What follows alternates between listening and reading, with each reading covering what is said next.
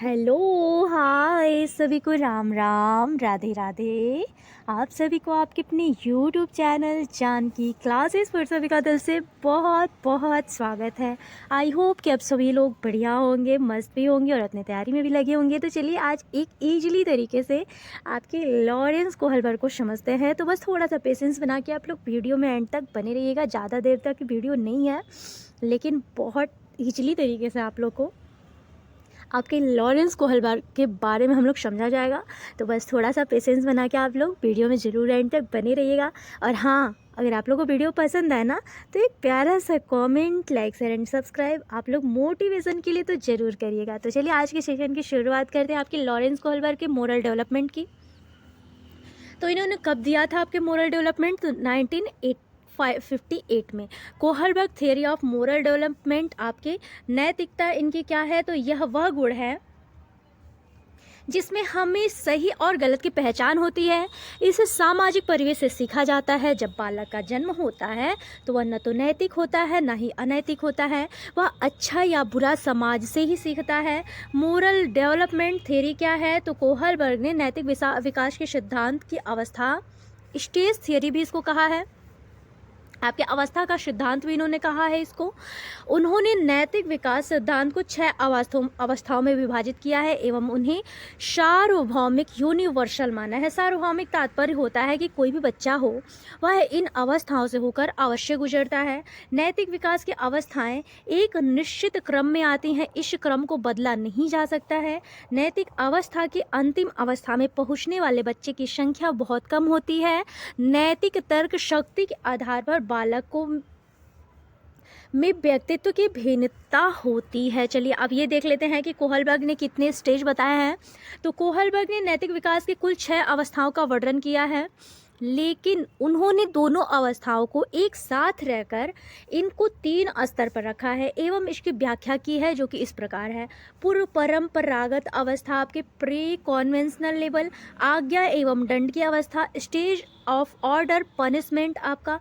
इसी में आपके देखिए इन्होंने 6 तो अवस्थाएं बताई हैं, लेकिन 3 लेवल हैं और 3 लेवल के 2-2 अवस्थाएं बताए हैं आपके लॉरेंस कोहलबर्ग ने। तो इसमें फर्स्ट लेवल में आपका आता है प्री कॉन्वेंशनल स्टेज, आपका पूर्व परंपरागत अवस्था, आज्ञा एवं दंड की अवस्था, स्टेज ऑफ ऑर्डर पनिशमेंट, अहंकार की अवस्था इसी में आता है, स्टेज ऑफ ईगो। फिर आपकी आपका परंपरागत अवस्था जो होता है कॉन्वेंशनल लेवल। तो कॉन्वेंशनल लेवल में आपका प्रशंसा की अवस्था, सामाजिक व्यवस्था के प्रति सम्मान की अवस्था आ जाता है, stage of respect for social system. फिर आपका थर्ड क्या आता है? उत्तर परंपरागत अवस्था, आपका पोस्ट कॉन्वेंशनल स्टेज, जो कि इसमें होता है आपके स्टेज ऑफ सोशल कॉन्ट्रैक्ट, सामाजिक समझौते की अवस्था इसमें फर्स्ट वाला होता है। और सेकेंड होता है आपका यूनिवर्सल प्रिंसिपल इंट्रैक्शन स्टेज, क्या हो जाएगा? आपका सार्वभौमिक सिद्धांत की अवस्था। फिर आपका देखिए पूर्व परंपरागत अवस्था में क्या क्या गतियाँ होती हैं, तो वो भी इन्होंने समझाया है कि जब बालक बाहरी तत्व या घटना के आधार पर किसी व्यवहार को नैतिक या अनैतिक मानता है तो उसके नैतिक तर्क शक्ति प्री कॉन्वेंशनल लेवल स्तर की कहलाएगी। इसमें 2 अवस्थाएं होती। देखिए आपके प्री कॉन्वेंशनल लेवल में आ जाएगा आज्ञा एवं दंड की अवस्था। इस अवस्था में जो बच्चा रहता है ना, वो अपनी मम्मी का काम इसलिए करता है कि मम्मी मुझे मारेगी, तो ये हो जाएगा आपकी आज्ञा एवं दंड की अवस्था। देखिए इसमें बच्चा क्या सोचता है, इस अवस्था में बालक जो होता है, बालक का व्यवहार बंद के व्यय पे नहीं, दंड के व्यय पर आधारित होता है। इसी डर से वह अच्छा व्यवहार करता है। इस प्रकार नैतिक विकास की शुरू की अवस्था को दंड बच्चों की नैतिकता का मुख्य आधार माना जाता है। बच्चा सोचता है कि दंड से बचने के लिए आदेश का पालन करना चाहिए, मतलब वो पिटाई न खाए इसलिए मम्मी की बात मानना चाहिए। यहाँ पे होता है सही गलत का निर्णय देना दिए गए दंड का पुरस्कार से करता है, मतलब यहाँ पे सही गलत का निर्णय भी वो पुरस्कार प्राप्त करने के लिए करता है। तो इसलिए यहाँ आपका फर्स्ट हो जाएगा दंड एवं आज्ञा एवं दंड की अवस्था, जो हो जाएगा आपके फर्स्ट प्री कॉन्वेंशनल लेवल का आपके फर्स्ट स्टेज हो जाएगा। अहंकार की अवस्था क्या होता है? तो स्टेज ऑफ ईगो आपका। इस अवस्था में बालक का व्यवहार स्वयं की इच्छा को पूरा करने वाला होता है। ये आपकी प्री कॉन्वेंशनल लेवल का सेकेंड स्टेज हो जाएगा, अहंकार की अवस्था। इस अवस्था में जो होता है बच्चा स्वयं की इच्छा को पूरा करने वाला होता है। उसे लगता है कि वही बात सही है जिसमें बराबरी का लेन देन हो, अर्थात हम दूसरे की कोई भी इच्छा पूरी कर दे तो वह हमारी भी इच्छा पूरी। यहाँ पे होता है टिट फॉर टेट, तुम मेरे साथ जैसा करोगे मैं वैसा करूँगा, तुम मेरी पीठ खुजा रहे हो तो मैं तुम्हारे। यहाँ पे होता है इस अवस्था में बालक जो होता है स्वयं की इच्छा पर आधारित होता है। उसे लगता है कि वही बात सही है जिसमें बराबरी का लेन देन हो, अर्थात हम दूसरे की कोई भी इच्छा पूरी कर दे तो हमारी भी इच्छा को पूरी करेगा। इस अवस्था में जो होता है बालक अहंकारी होता है। यदि उसका कोई उद्देश्य झूठ बोलने से, क्या चोरी करने से होता है तो वह काम करता है। ऐसे इसको मतलब ये अनैतिक नहीं समझता है, इसे गलत नहीं समझता है। बच्चा जो है अभी इस अवस्था में इसे गलत नहीं समझ रहा है। फिर यहाँ पे आ जाएगा सेकेंड स्टेज आपका हो जाएगा कॉन्वेंशनल स्टेज, आपका परंपरागत अवस्था। इसमें क्या होता है बच्चा इस अवस्था में बच्चे की व्यवहार उनके माँ बाप या किसी बड़े व्यक्ति द्वारा बनाए गए नियमों पर आधारित होता है। इसमें दो अवस्थाएं होती हैं जो इस प्रकार है। प्रशंसा की अवस्था, तो इसमें क्या होता है कि बच्चा जो होता है इस अवस्था में बच्चा जो भी करता है वह प्रशंसा पाने के लिए करता है।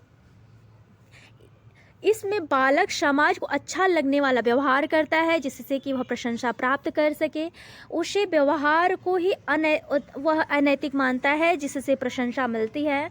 इस अवस्था में बच्चे चिंतन का स्वरूप समाज और उसके परिवेश से निर्धारित किया जाता है। तो देखिए यही जो लेवल है आपका जो कॉन्वेंशनल लेवल है, इसी में good boy good girl orientation आता है। तो इसलिए आपका प्रशंसा की अवस्था आपके कॉन्वेंशनल लेवल का फर्स्ट स्टेज हो जाएगा। चलिए अब नेक्स्ट समझ लेते हैं सामाजिक व्यवस्था के प्रति सम्मान की अवस्था क्या होता है। तो ये आ जाएगा कॉन्वेंशनल लेवल का सेकेंड स्टेज। उत्पादकता में बच्चों की नैतिकता विकास की अवस्था सामाजिक आदेश, कानून और न्याय और कर्तव्यों पर आधारित होता है।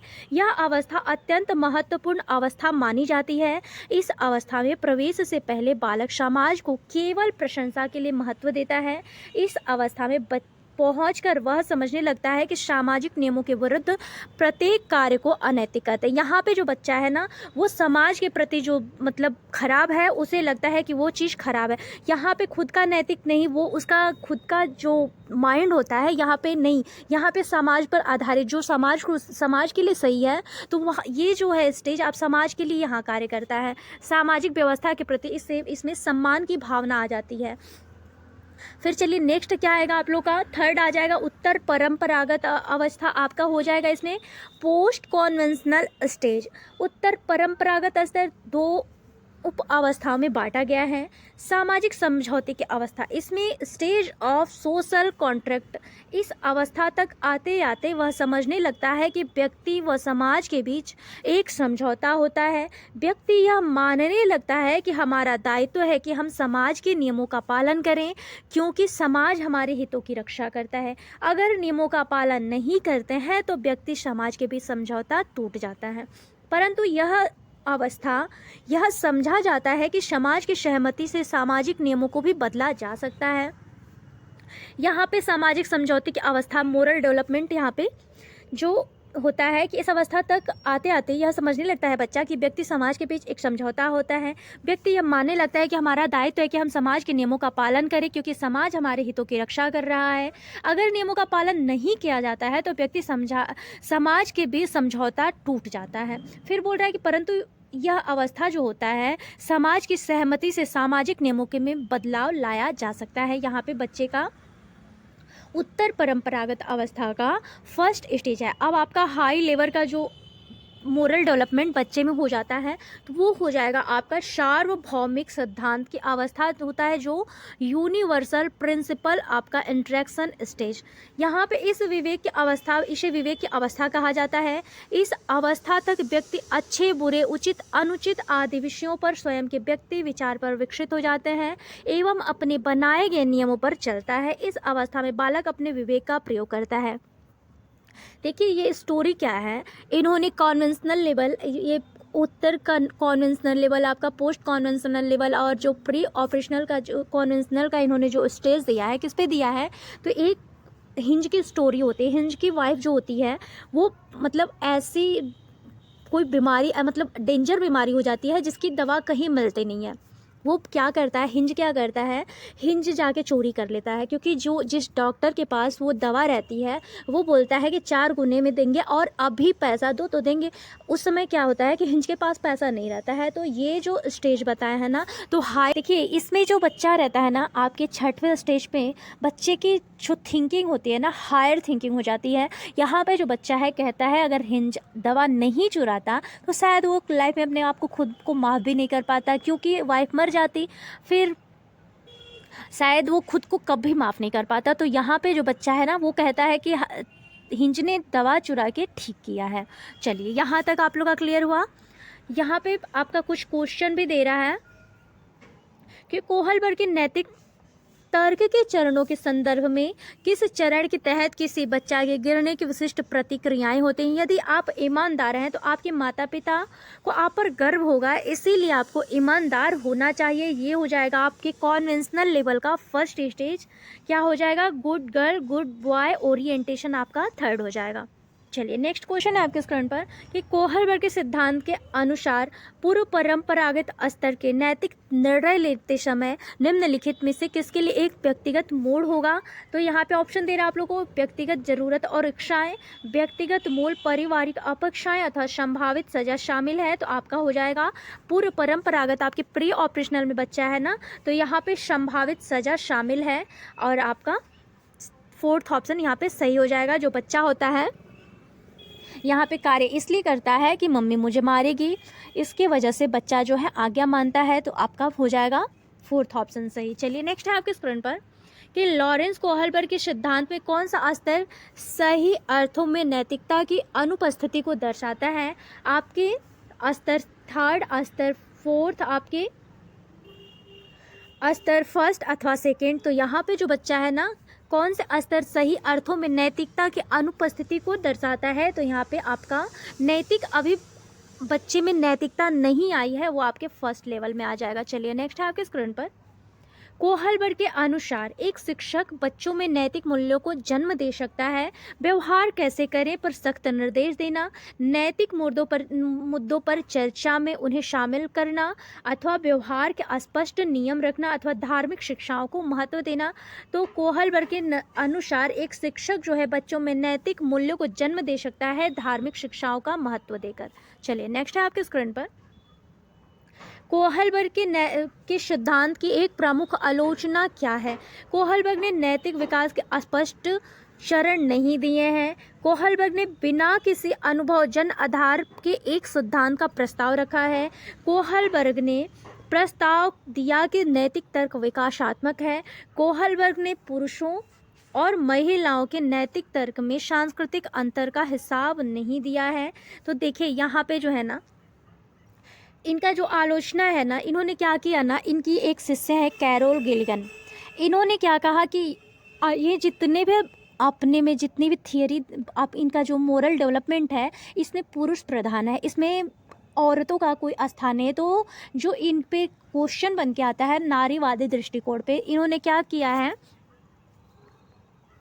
ये जो है कोहलबर्ग और जो है ना पुरुषों और महिलाओं के नैतिक तर्क में सांस्कृतिक का अंतर का हिसाब बस नहीं दिया है। इसी की वजह से जो है कैरोल गिलिगन इसके खिलाफ बोलती हैं वो हमेशा। और ये क्वेश्चन आप लोगों के सीटेट में हमेशा इस पे एक टॉपिक बन के जरूर आता है, तो इसलिए इसे ध्यान से देखते चलेगा। चलिए नेक्स्ट है आपके स्क्रीन पर,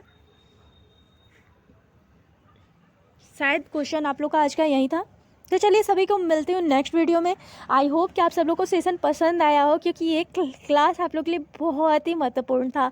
तो चलिए सभी को मिलते हूँ नेक्स्ट वीडियो में, तब तक के लिए सभी को मेरा राम राम, राधे राधे। आई होप कि आप सबको क्लास बढ़िया लगा हो। बढ़िया लगे तो एक प्यारा सा comment, like, share and subscribe आप लोग मोटिवेशन के लिए ज़रूर दिया करिए। चलिए मिलते हैं सभी को नेक्स्ट वीडियो में, सभी को मेरा राम राम, राधे राधे।